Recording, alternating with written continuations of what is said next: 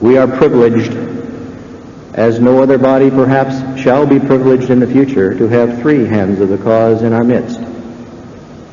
It is an institution that future generations shall only read about. We are blessed with it. May I present champion of the covenant, standard bearer of the cause of Baha'u'llah, the hand of the cause of God, Collis Featherstone.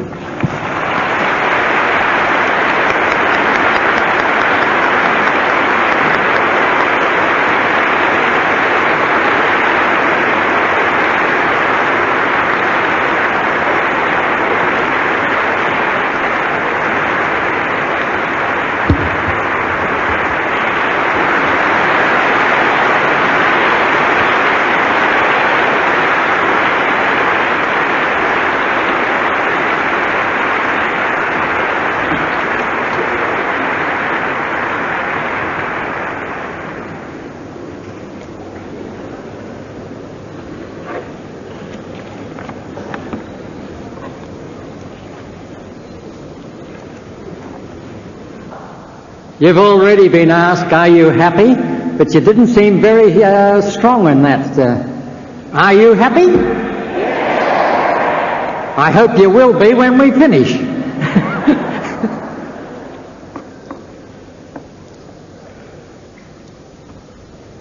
Now, there's one thing that every one of us has in common.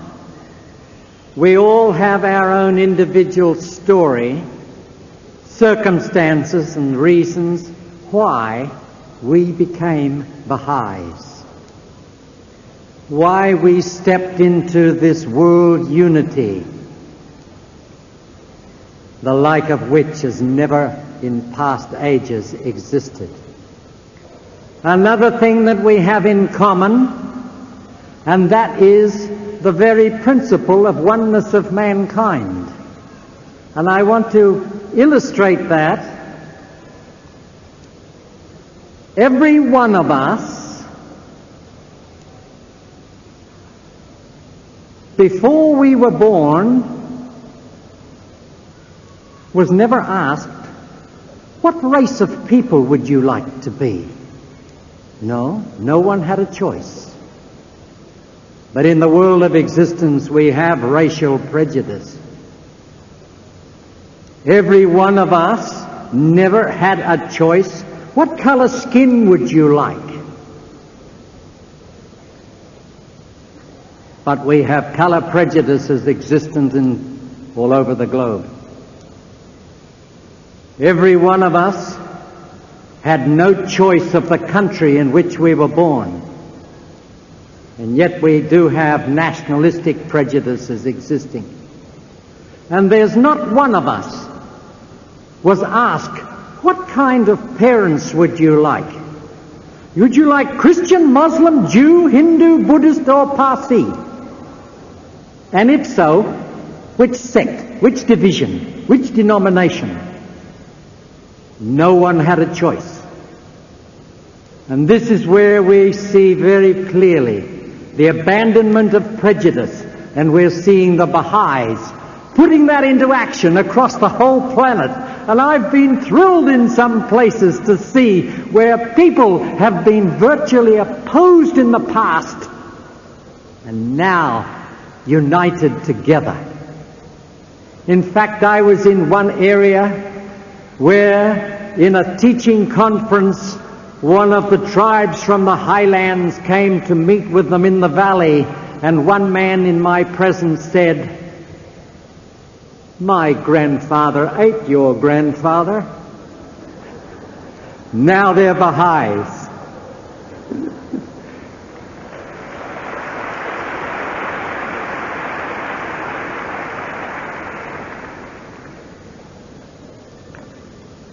We're privileged to have a mighty revelation to guide us. Every one of us has in our own hand our own destiny. We are responsible for our own progress and development in moving from this world to the next. And every one of us know that we move. There's no one that has a permanent residence here.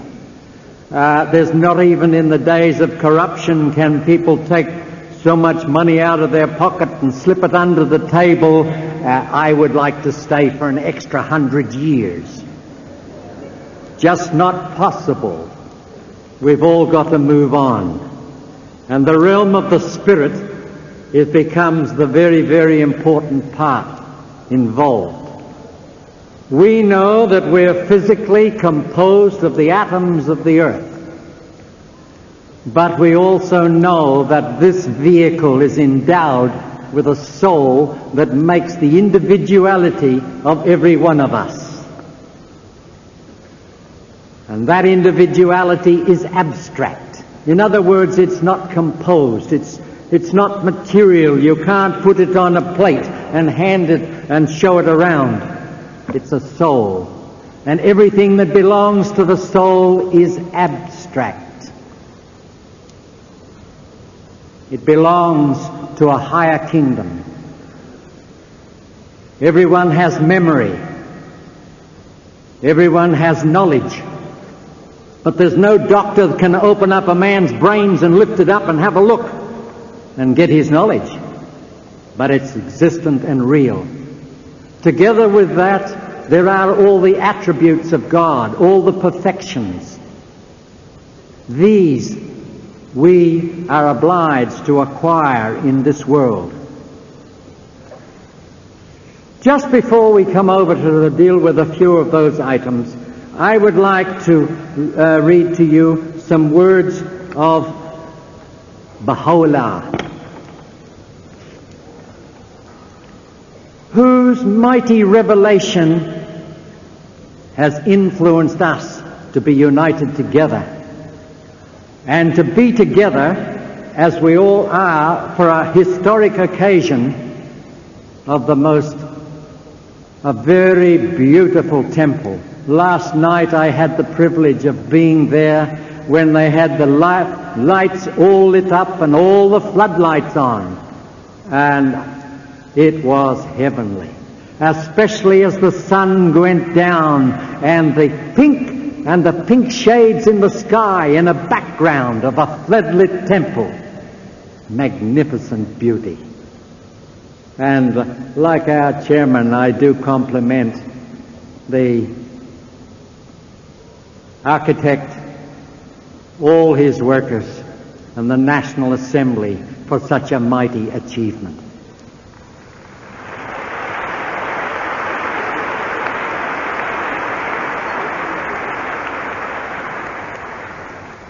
Now, who are we serving? Let me read from some of Baha'u'llah's words telling us who he is. Naught is seen in my temple but the temple of God, and in my beauty but his beauty, and in my being but his being, and in myself but his self, and in my movement but his movement, and in my acquiescence but his acquiescence, and in my pen but his pen, the mighty, the all-praised. There hath not been in my soul but the truth, and in myself naught could be seen but God.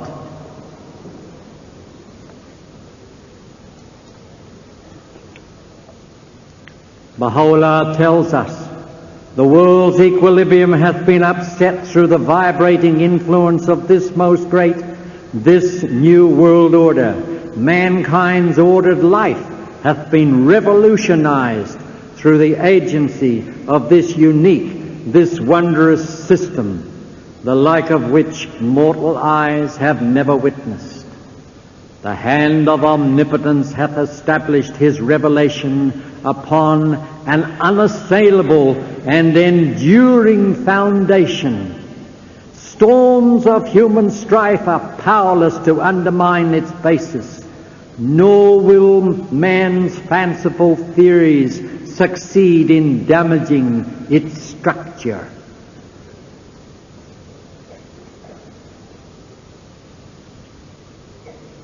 The like of which mortal eyes have never witnessed, and established on an enduring foundation. Praise be to God that Baha'u'llah left us the universal house of justice, which was so ably presented yesterday. That universal house of justice, I'd just like to say a few words again from Baha'u'llah. He says, "Praise be unto God who hath made the most great infallibility the shield for the temple of his cause in the realm of creation, and hath assigned unto no one a share of this lofty and sublime station." No one has a share in this mighty institution, a station which is a vesture which the fingers of transcendent power have woven for his august self. Abdu'l-Baha was asked about this institution, and he wrote, "That house of justice will be under the protection and the guardianship of God. If that house of justice shall decide unanimously or by majority upon any question not mentioned in the book, that decision and command will be guarded from mistake. Now the members of the house of justice have not individually essential sinlessness, but the body of the house of justice is under the protection of God. This is called conferred infallibility." Now we all realize there's a world drifting, hopelessly drifting at the present time, and chaotic conditions emerging in many places. And we cannot help but thank God that the universal house of justice gave us the promise of world peace that is influence all over the earth. But it's very significant to me that Baha'u'llah wrote after the revealing of the Kitab-i-Aqdas, and he said, "It is incumbent upon the ministers of the house of justice to promote the lesser peace, so that the people of the earth may be relieved from the burden of exorbitant expenditures. This matter is imperative and absolutely essential, inasmuch as hostilities and conflict lie at the root of affliction and calamity."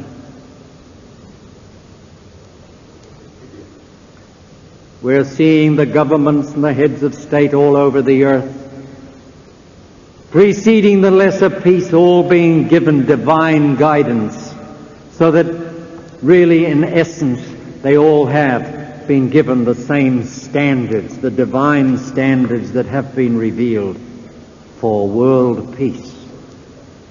But now we as Baha'is have a challenge thrown on us also from Baha'u'llah. Baha'u'llah says, "The well-being of mankind, its peace and security are unattainable." We can't have that peace, unattainable, unless and until its unity is firmly established. This unity can never be achieved so long as the counsels which the pen of the Most High hath revealed are suffered to pass unheeded.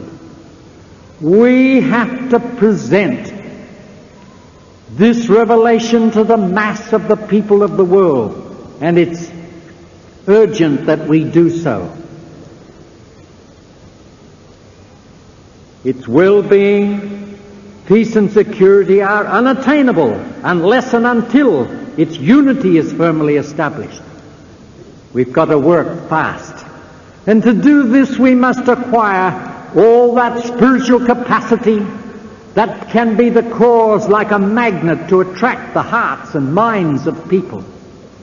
As the world is drifting and drifting, and a world cause is growing, the God-given cause is growing and developing. We've just got to change them around and bring them from going down to coming up to the high spirits and the purpose of our Creator.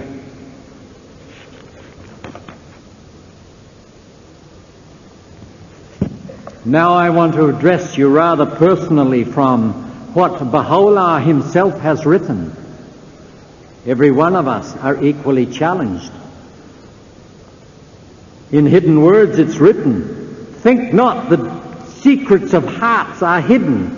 Nay, know ye of a certainty that in clear characters they are engraved and are openly manifest in the holy presence.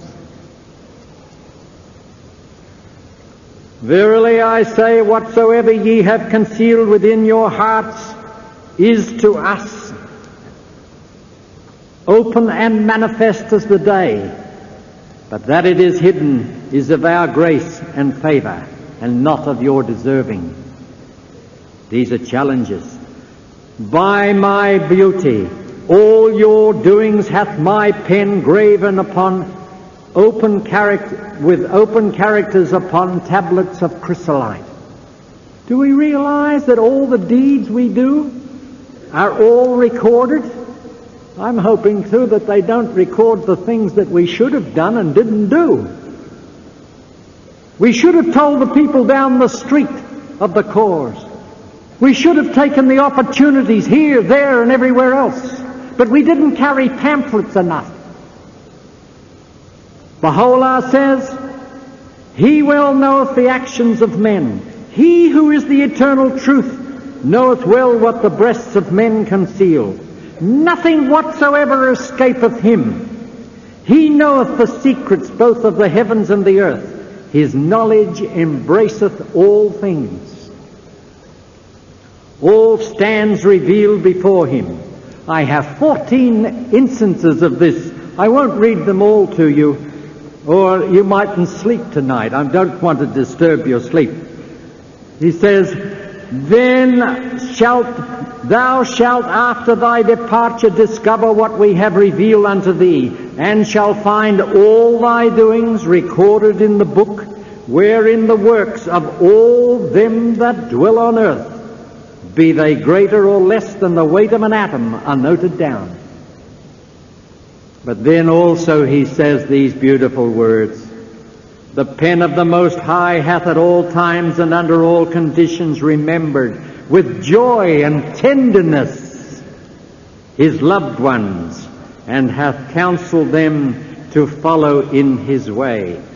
Well is it with him when the changes and chances of the world have failed to deter from recognizing the dayspring of the unity of God, who hath quaffed with unswerving resolve, and in the name of the self-subsisting, the sealed wine of his revelation. Such a man shall be remembered with the inmates of paradise in the book of God, the Lord of all worlds."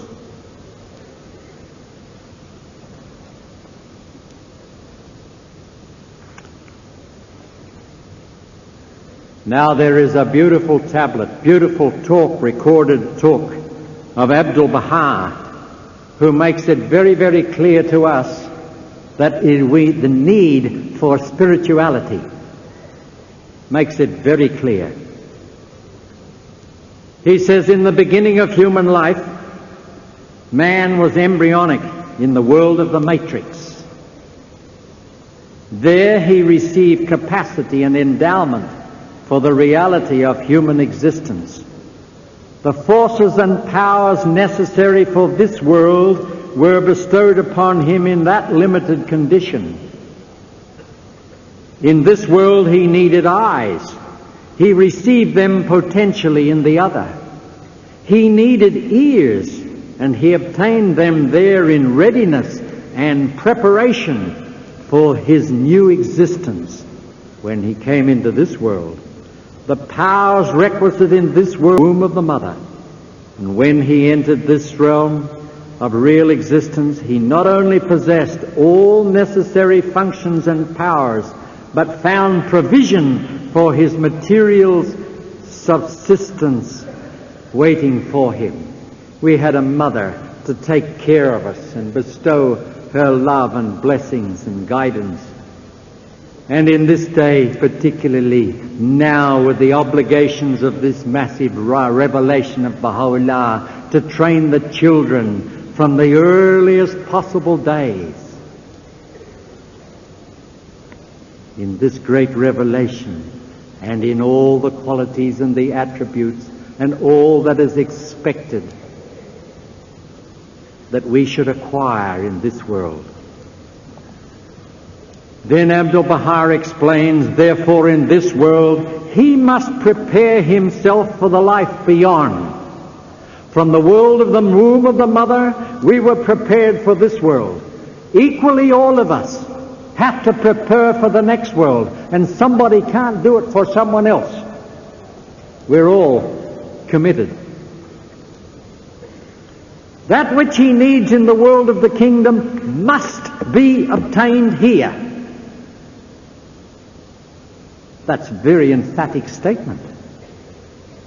Just as he prepared himself in the womb of the matrix by acquiring forces necessary for this existence, so likewise the indispensable forces of divine existence must be potentially attained in this world.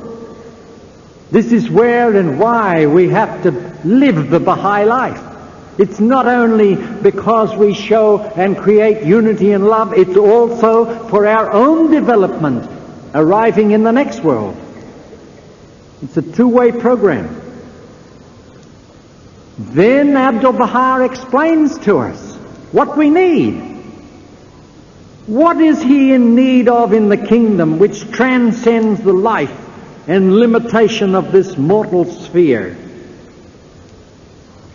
That world beyond is a world of sanctity and radiance. Therefore, it is necessary that in this world he should acquire those divine attributes. In that world there is need of spirituality. There's a need there for spirituality, for faith, for assurance, and the knowledge and the love of God. That love of God that you sacrifice your time, your resources, and your energy in working for the faith constantly, non-stop. These he must attain in this world, so that after his ascension from the earthly to the heavenly kingdom, he shall find all that is needful in that eternal life ready for him. Just as we arrived with everything here, likewise, we have to acquire for ourselves in our adoration and praise and worship and service to God. We have to acquire these things in this world. That divine world is manifestly a world of lights. Therefore, man has need of illumination here. And I feel sure if you felt like I was when I was in that temple, I was wondering whether I'd take off at some time. I felt so beautiful. The Spirit was there, and that beautiful choirs.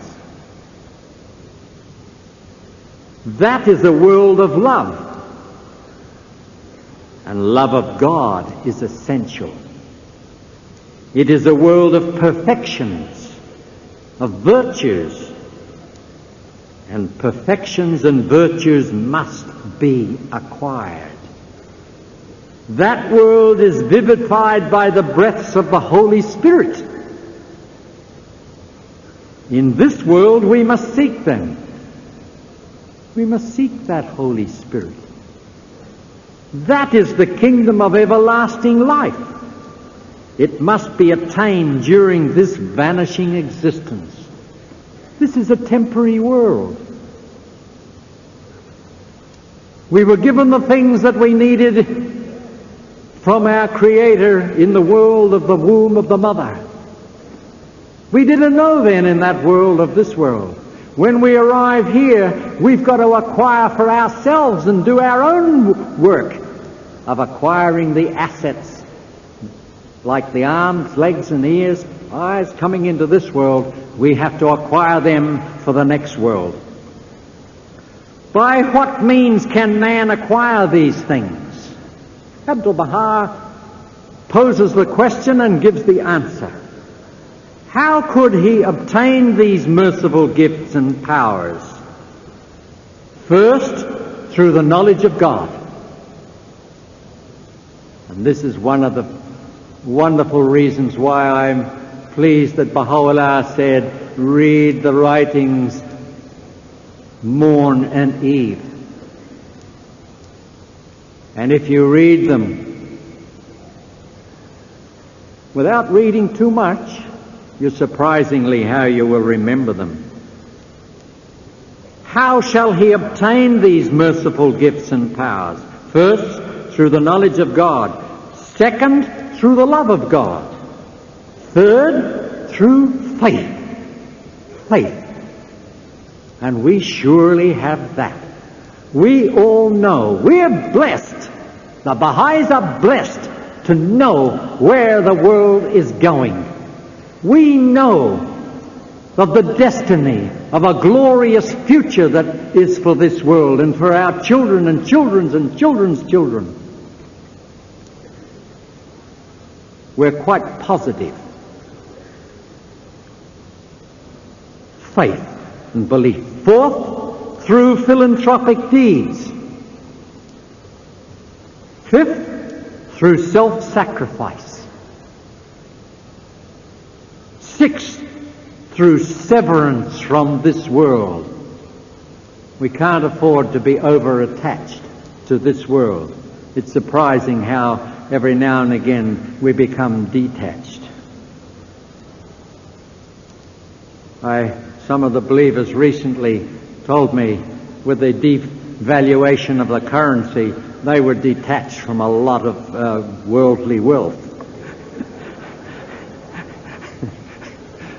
Quite suddenly and quite unexpectedly. A seventh item he gives is we acquire these things through sanctity and holiness. Holiness is that respect and the love that we have for these teachings and for all the circumstances in prayers, in temples and adoration to God. The sanctity. Unless he acquires these forces and attains these requirements, he will surely be deprived of the life that is eternal. But if he possesses the knowledge of God, this is why the exhortation that was given here, study the teachings, particularly as it was said, studying the guardian who guides you into all the phases of this mighty revelation. And all the things that we should do in the manner of the working of this mighty world order of Baha'u'llah. If he possesses the knowledge of God, becomes ignited through the fire of the love of God, witness the great and mighty signs of the kingdom, becomes the cause of love among mankind, and lives in the utmost state of sanctity and holiness, he shall surely attain to the second birth, be baptized by the Holy Spirit, and enjoy everlasting existence. Mr. Sears reminded us yesterday, a dispensation of what? 500,000 years. Then Baha'u'llah himself tells us, "O friends, be not careless of the virtues with which you've been endowed." neither be neglectful of your high destiny. Ye are the stars of heaven of understanding, and the breezes that stirreth at the break of day, the soft-flowing waters upon which must depend the very life of all men.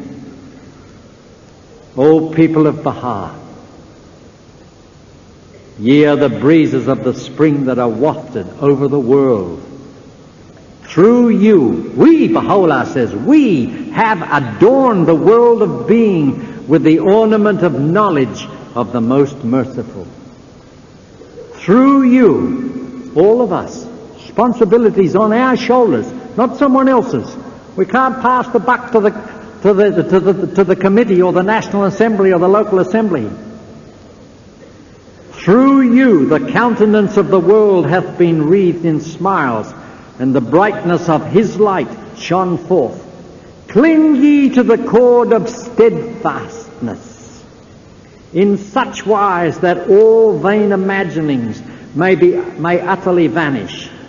Speed ye forth from the horizon of power in the name of your Lord, the unconstrained, and announce unto his servants with wisdom and eloquence the tidings of this cause, whose splendor hath been shed upon the world of being.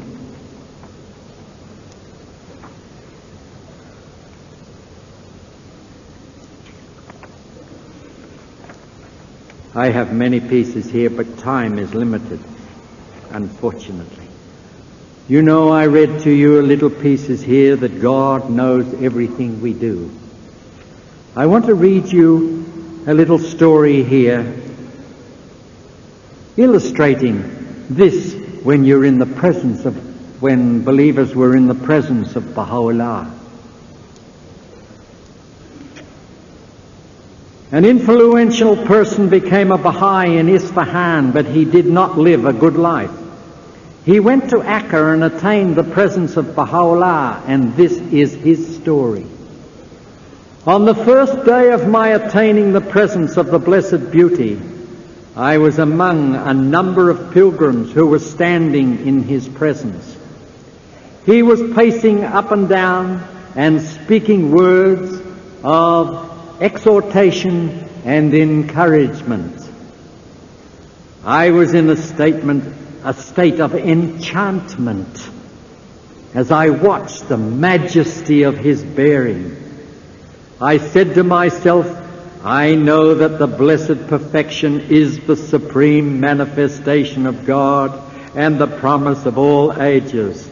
But in some of his writings he describes himself as the one who has been sent, as the one who has sent all the messengers of God and the revealer of all the heavenly books. I did not understand this. As soon as this thought flashed through my mind, the blessed perfection came towards me, placed his hand on my shoulder, and in a majestic tone, yes, we are the one who has sent the messengers and revealed all the heavenly books. And then he writes, I was awestruck. Baha'u'llah even knew what he was thinking. Another case.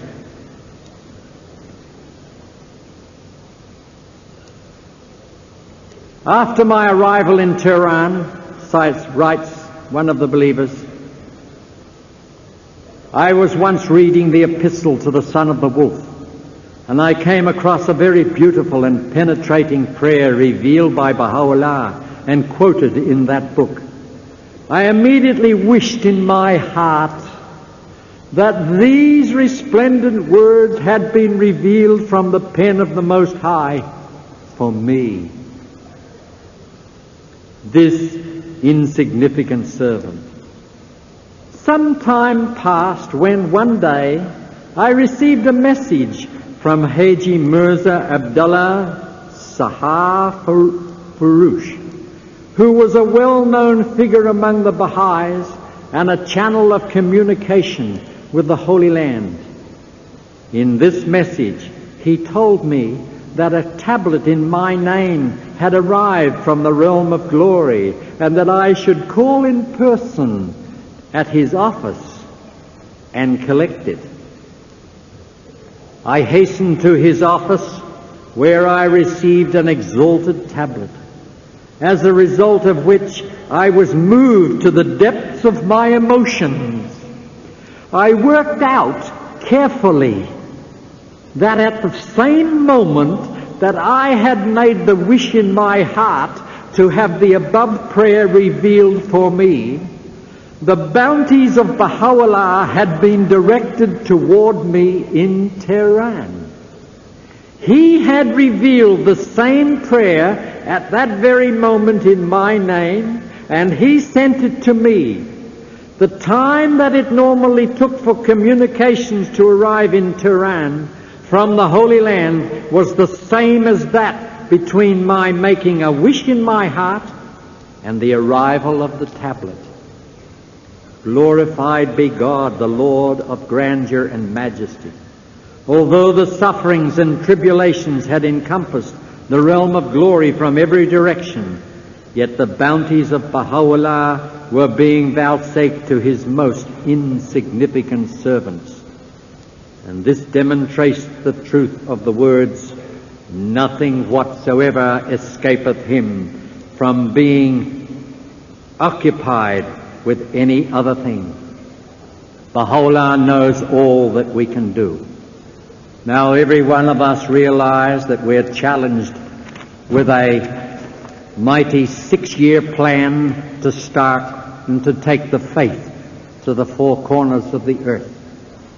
You remember Baha'u'llah, with all the experience, Baha'u'llah said that his revelation was for all the worlds of God.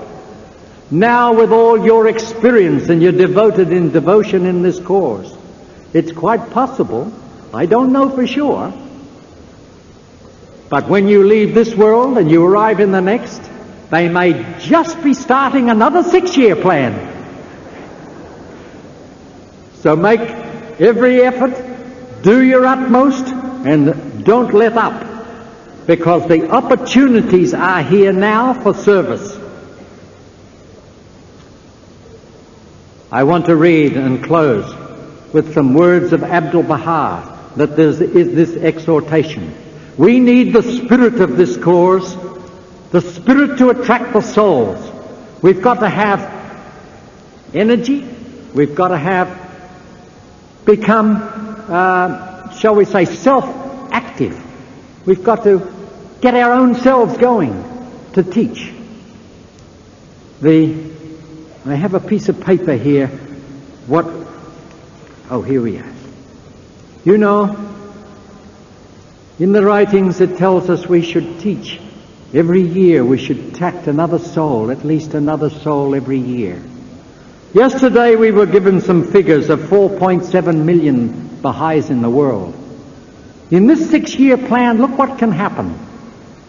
If every believer in the world was to attract one believer in 1 year to this cause, the first year it would jump to 9.4 million, the second year to 18.8, the third year to 37.6 million, fourth year to 75.2 million, the fifth year to 150 million, 0.4 million, and in the 6th year for all of us to go to New York, 300 million people.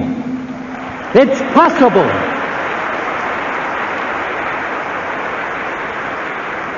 It's possible.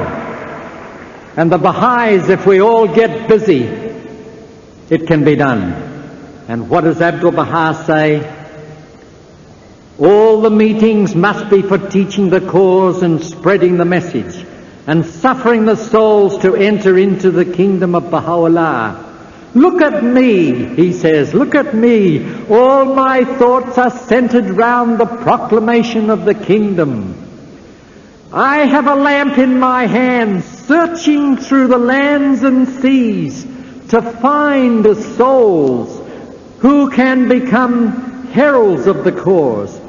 Day and night I am engaged in this work.